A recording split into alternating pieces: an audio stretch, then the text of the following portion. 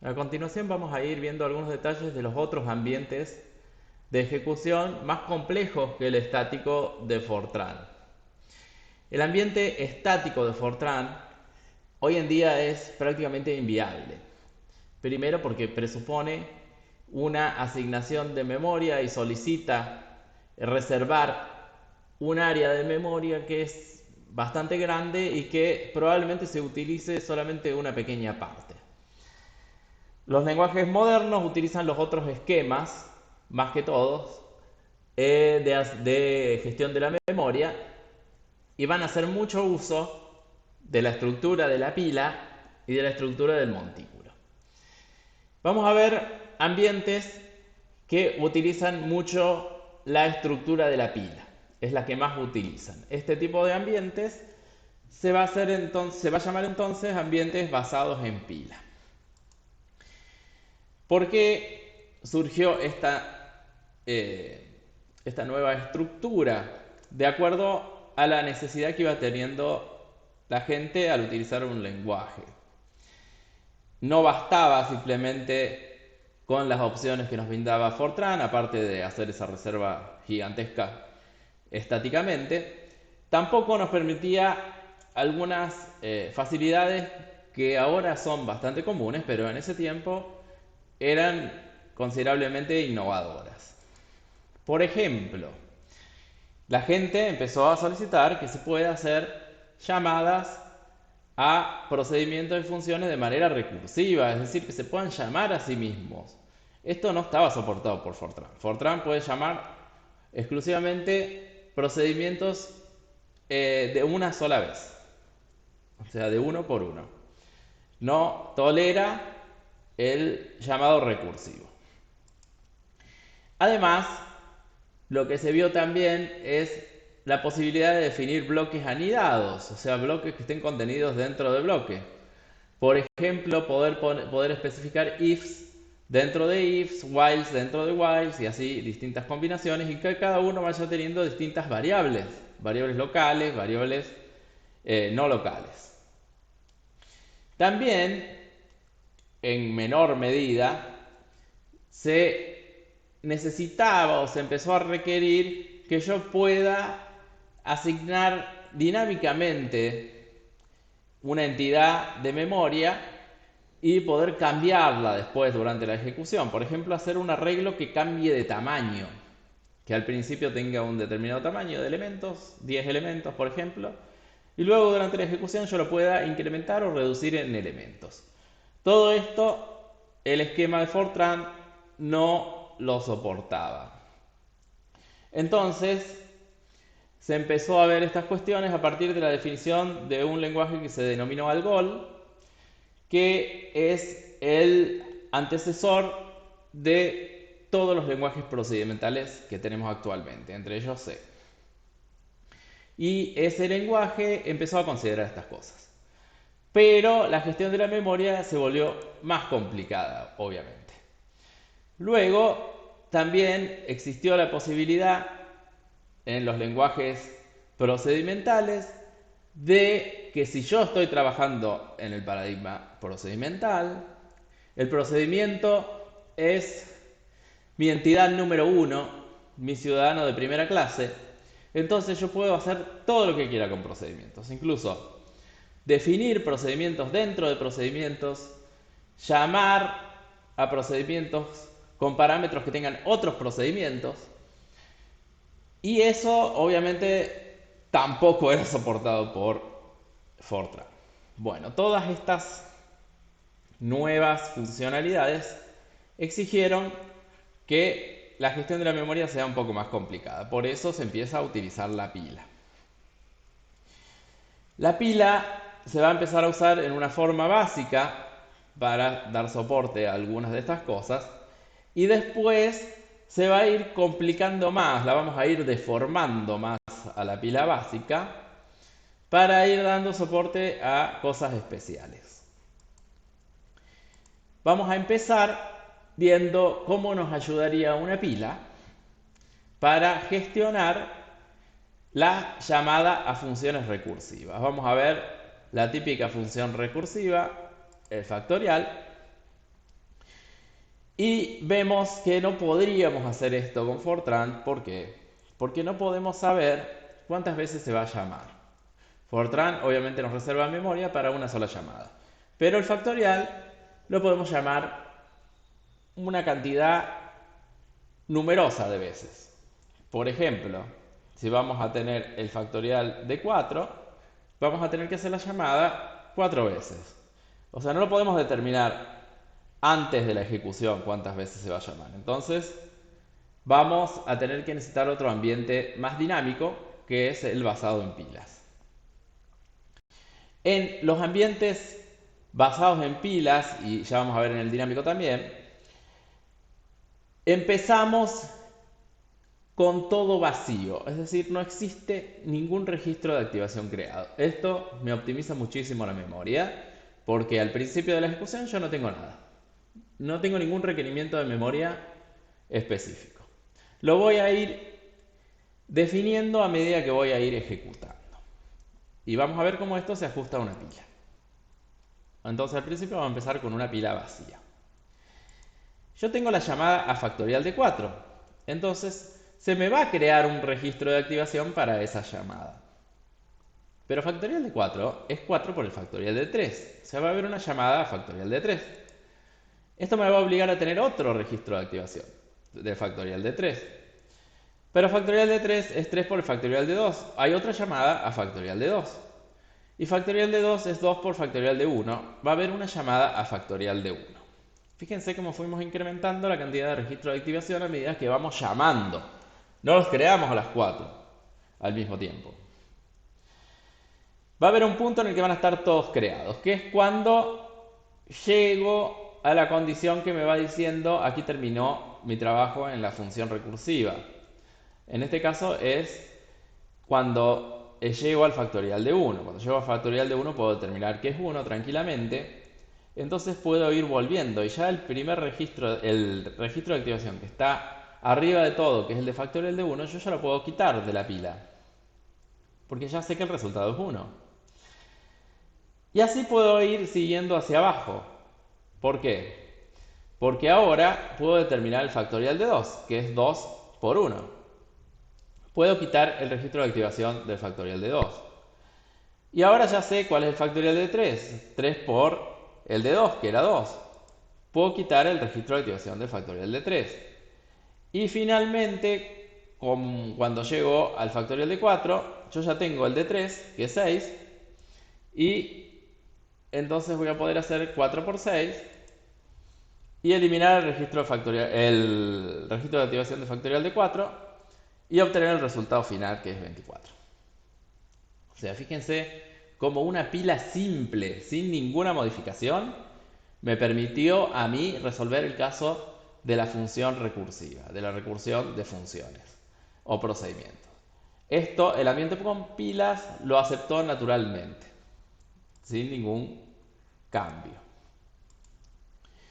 Bien, el problema empieza cuando empezamos a adoptar todas las otras funcionalidades. Por ejemplo, lo de los bloques animados. Los bloques, a diferencia de los procedimientos y funciones, tienen ambientes. Es decir, van a poder acceder al ambiente suyo, que es el interior que lo contiene, donde tiene sus variables locales, pero también puede acceder a los bloques que me contienen a mí. Es decir, puede acceder a las variables de esos bloques contenedores que van a formar parte del ambiente no local. Entonces las variables ahora tienen una primera clasificación en dos grandes grupos que son variables locales y no locales. Dentro de las no locales yo voy a tener las variables globales que son visibles a todo el programa. Entonces ahí ya tenemos tres clasificaciones de variables. Bien, esto lo vamos a ver, lo que sigue lo vamos a ver con este ejemplo. Vamos a ver una definición de bloques en C, podría ser en cualquier otro lenguaje.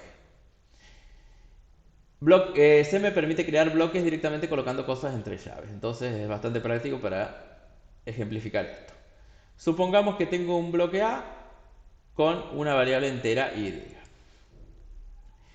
Entonces voy a tener en la pila, igual que con los procedimientos. Voy a tener al principio una pila vacía y cuando me encuentro con el bloque A y lo empiezo a ejecutar, voy a crear el registro de activación del bloque A, que va a contener la variable Y.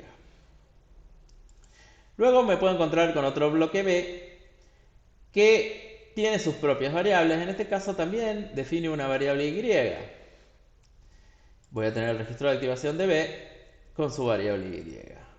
Estas dos variables no son la misma, son distintas y tienen el mismo nombre, por eso es confuso a primera vista. Pero cuando yo use la Y del bloque B, voy a estar tapando la Y del bloque A. No voy a tener más acceso a la del bloque A porque tiene el mismo nombre. Entonces, en ese caso decimos que la variable interna enmascara a la externa. No la puedo ver más a la externa a menos que salga del bloque. Hasta ahí todo bien con la pila. No necesito nada más. Pero hay un problema. Cuando yo sigo teniendo más bloques, por ejemplo, ingreso a un bloque C que va a tener su registro de activación, ese bloque C puede ver lo que hay en el bloque B y A. Entonces, en este caso, va a acceder a la Y de B. La puede ver y la puede usar. Esto va en contradicción con la pila, natural, porque yo no podría ver desde un elemento superior otros elementos inferiores, pero el lenguaje sí me lo permite.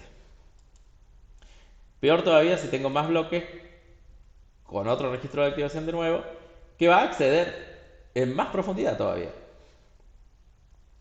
Hay que buscar una forma o una manera de que esto se pueda lograr sin descartar la pila, sin tirar la pila a la basura, digamos.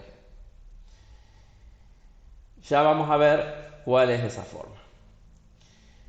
Otra de las, otra de las funcionalidades que a mí me complica el trabajo con la pila es la asignación dinámica, que era lo que comentábamos de poder cambiar el tamaño de los arreglos.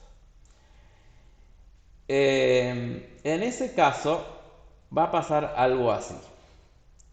Supongamos que Y en el bloque B es un arreglo. El arreglo va a estar en el segundo elemento de la pila. Y supongamos que en D yo decido cambiar el tamaño del arreglo. Esto, aunque no lo parezca, es un problema grande. ¿Por qué? Porque yo estoy en la cima de la pila con el bloque D y estoy tomando decisiones que van a afectar a un bloque inferior, que es el bloque D. B.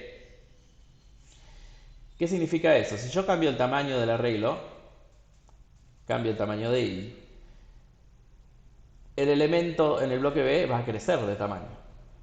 Y en una pila normal eso no puede pasar. ¿Por qué?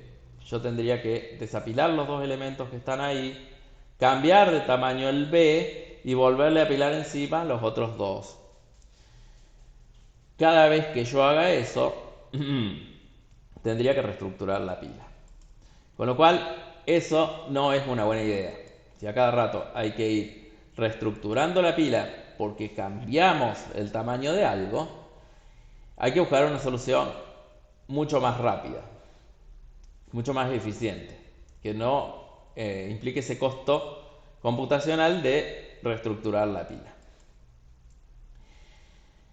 Entonces vamos a ir viendo cómo vamos solucionando estos problemas y a la vez vamos a clasificar de nuevo las variables, porque hay más tipos de acuerdo a su comportamiento, aparte del no local y el local. Particularmente, cuando trabajamos con pilas, podemos subclasificar las variables locales en 4. La primera clasificación, que es cuando yo tengo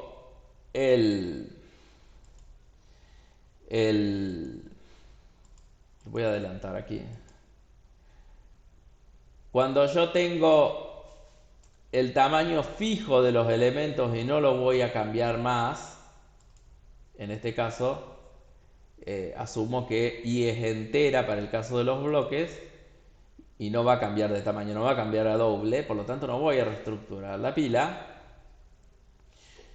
El registro de activación, a medida que se va a ir, los registros de activación a medida que se vayan creando van a tener un tamaño fijo. Entonces, ese tipo de variables, como es la i en ese caso, que es de tamaño fijo, se conoce como variable local semiestática. Es decir, yo la voy a ir creando a medida que cree el registro de activación. No es estática pura. Pero no cambia de tamaño, nunca. Entonces es semiestática.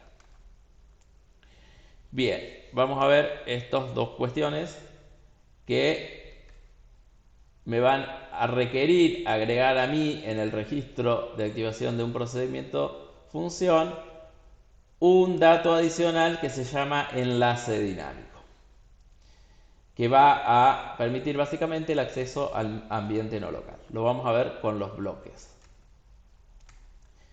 Con los bloques, obviamente, con variables semiestáticas que no cambian de tamaño. Bien, habíamos dicho que teníamos la estructura de los bloques cuando estábamos llamando o habíamos activado el bloque D de esta manera. Bien, que en el A teníamos I, en el B tenemos I que enmascara la I de A, en C tenemos un bloque que puede acceder ahí. ¿Y cómo lo va a hacer a esto? A través de ese nuevo dato que hemos agregado que se llama enlace dinámico. Ese dato es en realidad un puntero al elemento de la pila anterior. Es decir, C va a tener un puntero al elemento de la pila anterior, que es B. Y de este modo C puede acceder a Y sin problemas. Sigue solamente ese puntero y accede a B. D, que está declarado dentro de C, va a tener el mismo puntero, entonces va a poder acceder en realidad primero a C y después a B. Y recién ahí accede a Y. ¿Qué efecto causa esto? Bien, que estamos perforando la pila. O sea, hemos hecho una perforación que nos permite acceder a elementos anteriores. Ya no es una pila pura. Esta perforación me va reflejando el orden de llamadas. Primero D va a acceder a C, después C va a acceder a B, y ese fue el orden en el que se fueron activando los bloques. Esa perforación que se va produciendo se denomina cadena dinámica y es propiamente una cadena formada por los pequeños punteros que se van alineando hasta llegar a donde yo quiero. O sea, desde D yo puedo llegar al registro de activación de B y ahí accedo a él. Con eso queda solucionado el problema del acceso al ambiente no local. Siempre que trabajemos con variables de tamaño fijo. En este caso, enteras. O variables semiestáticas. Esto se complica un poco más cuando yo tengo variables como este caso, en el que tengo un procedimiento que se llama promedio notas y tengo un arreglo que depende de algo. Ya no es un arreglo fijo. Depende de algo que yo cargué antes. Por ejemplo, este arreglo va a depender de una cantidad de alumnos que yo cargué anteriormente. Bien. Se dice que este tipo de variables son variables semidinámicas. ¿Por qué?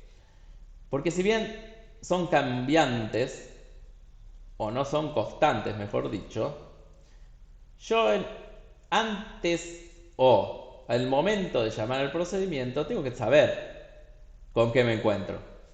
Tengo que tener la cantidad de alumnos cargadas. Entonces el registro de activación se va a conocer antes de la activación.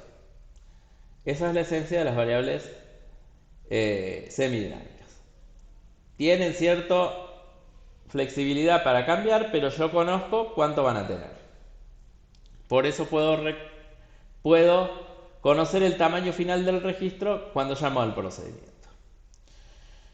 Y en ese caso lo puedo tratar como una variable local cualquiera.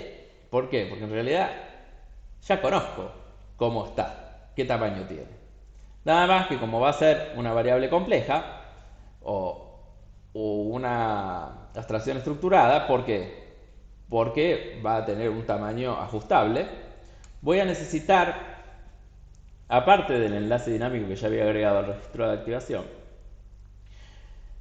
un descriptor para esa variable que me diga, bueno, tengo en el caso de un arreglo de cierto tipo de datos, entero en ese caso, que tienen un índice que arranca en 0, o tiene un índice final que depende de otra variable anterior, y le voy a dar y voy a conocer la dirección del primer elemento. Entonces eso es un descriptor de ese tipo de dato estructurado. Y como el tamaño yo ya lo conocí cuando llamé al procedimiento, lo voy a poder guardar a la variable tranquilamente también en el registro de activación. Entonces voy a tener las dos cositas guardadas en el registro. Fíjense cómo el registro ya me va incorporando más datos, no solamente los básicos que habíamos visto al principio, con el Fortran. Bien, el caso peor. El caso peor es cuando yo puedo cambiar el tamaño del dato en cualquier momento que se me ocurra a mí dentro del procedimiento. No solamente voy a conocer el tamaño cuando llamo al procedimiento, sino que dentro del procedimiento lo puedo cambiar también. O sea, puedo cambiar todo. Ese tipo de variables se conoce como variables dinámicas y son bastante difíciles de manejar en la pila. ¿Por qué? Porque yo las puedo cambiar en cualquier momento. Para poder hacer eso, yo tendría que poder reestructurar la pila. Es decir, la quiero cambiar a una variable de un elemento de la pila que está debajo, tengo que sacar todos los que están arriba, cambiar el tamaño, volver a pilar todo. Eso no es viable. Entonces, ¿qué queda por hacer? Algo tenemos que hacer para considerar esas variables y meterlas de alguna manera en el registro de activación de la pila. Lo que vamos a hacer es no alojar ese dato puro adentro del registro de activación en la pila, sino que solamente vamos a guardar un puntero y ese elemento lo vamos a guardar en el montículo. Pero en la pila vamos a guardar un puntero que me apunte a ese elemento cuando yo lo necesite. Ahí estaría el último dato agregado a la estructura de los registros de activación. Voy a tener punteros a cosas totalmente variables, que se van a guardar en el montículo. Con eso soluciono el problema de registros de activación con tamaño variable en cualquier momento. ¿Dónde se pueden encontrar con eso? Básicamente en C cuando utilizan malloc, siempre. Malloc me permite a mí reajustar el tamaño de cualquier variable, cualquier dato. Entonces yo lo puedo arrancar en 0, le puedo poner un valor, lo puedo incrementar más todavía. Lo puedo volver a 0. Un ejemplo básico para que consideremos podría ser si estamos trabajando con bitmaps en C. Un bitmap es básicamente una colección de números que me dice en tal punto va a haber tal color, asignale este número. Por ejemplo, si trabajamos en blanco y negro, podríamos decir que con un 1 queremos los puntos con color blanco y con un 0 los negros. Y mediante esa codificación en binario podríamos representar ese bitmap que está ahí a la derecha. Si le vamos agregando color, como usaban los personajes de los videojuegos arcade originales, vamos a tener números más grandes para representar cada uno de los colores. Entonces, el bitmap podría ser incrementándose de tamaño respecto de uno de en blanco y negro. Y así para las distintas profundidades de color que yo vaya queriendo. Entonces, si tuviera una función para crear un bitmap en C, tendría que considerar el ancho, el alto y las distintas opciones que tengo para crear. Podría entonces utilizar o trabajar una variable puntero que se vaya estructurando de acuerdo a la llamada malloc que yo realice con los distintos parámetros que se me ocurran a mí. Por ejemplo, un bitmap de tal ancho por tal alto con tanta cantidad de colores. De repente le puedo cambiar el tamaño y hacerle un zoom dentro del mismo procedimiento. Voy a crear un nuevo bitmap. Entonces queda clarísimo que yo ese bitmap no lo puedo guardar en la pila porque directamente cambia de tamaño. Otro problema para este tipo de lenguajes basados en pilas es el hecho de poder definir procedimientos dentro de procedimientos, como mencionamos anteriormente. Si yo estoy trabajando en un paradigma procedimental, el procedimiento es palabra santa. Es decir, yo puedo hacer lo que quiera con procedimientos, incluso definir procedimientos adentro de procedimientos. Esto me vuelve la administración más compleja todavía, porque con todo lo que vimos hasta ahora no lo podemos manejar. Vamos a ver por qué. Un lenguaje que me permite hacer esto tranquilamente es C#. Por ejemplo, en C# yo puedo definir procedimientos auxiliares dentro de procedimientos y los puedo llamar ahí dentro. Vamos a ver un ejemplo. Por ejemplo, voy a definir el procedimiento P. El procedimiento P tiene una variable entera n igual a 1 al principio. Luego me define un procedimiento Q. El procedimiento Q lo único que hace es me muestra el valor de n, que debería ser 1. Luego tengo un procedimiento R. El procedimiento R tiene un parámetro n. Ese n me va a tapar el otro n del procedimiento Q. Y si yo lo quisiera mostrar, no va a ser el mismo. Y después R termina llamando a Q, que también muestra el valor de n.